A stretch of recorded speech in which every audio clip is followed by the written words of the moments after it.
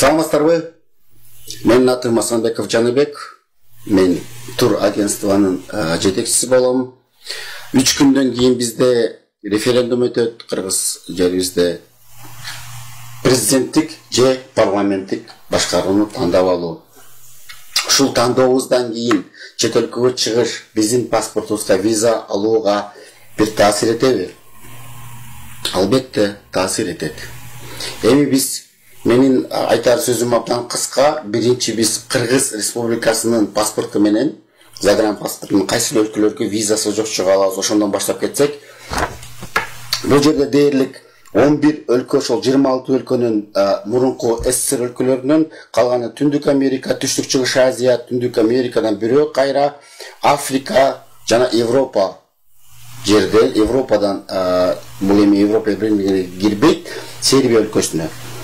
Кыргыз жарандары бул списоктон, тизмеден кайсы өлкөгө көп барышат? Бул Россия Федерациясы, Турция жана башкалар. Эми мисалга алсак, Бириккен Улуттук Уюмунда 193 өлкө болсо, ошол 193төн 191 өлкөсүнө визасыз жөн эле паспорту менен Япония жарандары кире алат. Эми баарыбыз билгендей, алардын экономикасы өскөн, абдан өнүккөн өлкө. Андан кийин ошол өлкөлөргө 181-тен 191 өлкөлөргө дагы бир 20 өлкөлөр кире алат. Ошолордун жарандары.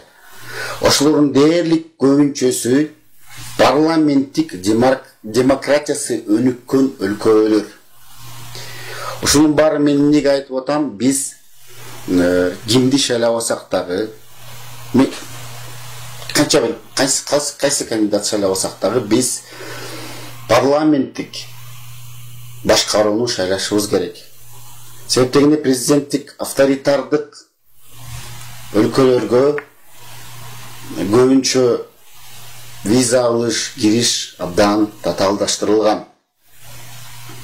Эми особенно Кыргыз өлкөсү. Себеп дегенде биз бос списоктабыз, бос деген албай, орусча серый списокто, даже кээ бир жерлерден черный списоктабыз. Америкага виза алыш үчүн биз кара списокко, кара тизмеге кирип кеткенбиз.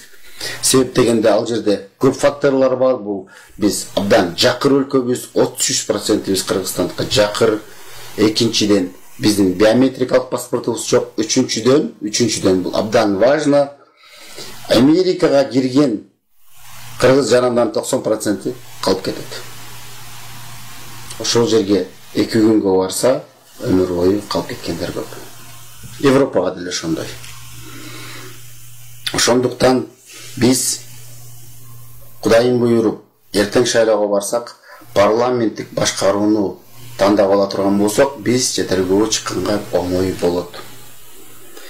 Себеп дегенде бизде 100 миң деген мигранттарыбыз чет өлкөдө жашап келет, иштеп келет. Алар дагы кээ бирөөсү бала бакасын көрө албай, бир туугандарын, досторун көрө албай жүргөндөр көп. Себеп дегенде чет өлкөдө, биз бул жердебиз. Тем более пандемияга айланганча деген адамдар кете албай калышты.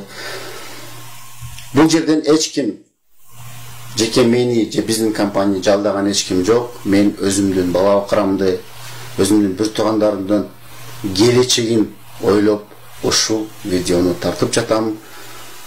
Эгерде биз өнүккөн демократиялык жана адамдын укугу корголо турган өлкө боло турган болсок, мен силерден суранып кетмекчимин. Биз парламенттик башкарууну тандайлы.